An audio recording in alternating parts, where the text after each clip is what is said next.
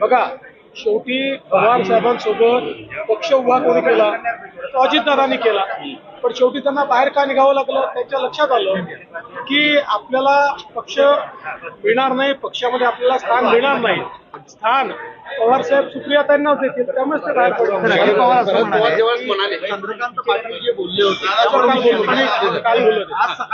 काल बोलले तर काल त्याच्यावर बोललो. शरद पवार यांच्या वक्तव्यानंतर असं म्हणत होते की शिवसेना पक्ष म्हणून काँग्रेसमध्ये विलीन होईल, पण अजित पवार असं म्हणतायत आता शक्यच नाही ते, कारण मी उद्धव ठाकरेंना चांगलं ओळखतो, त्यांच्याबद्दल ते सकारात्मक बोलले याची चर्चा सुरू आहे. असं आहे, अजितदादा उद्धवजींना किती ओळखतात मला माहिती नाही, पण मी उद्धवजींना चांगला ओळखून आहे. सध्या उद्धवजींचे फिलॉसॉफर आणि गाईड पवार साहेब आहेत. पवार साहेब जे म्हणतील तेच उद्धवजी करतील.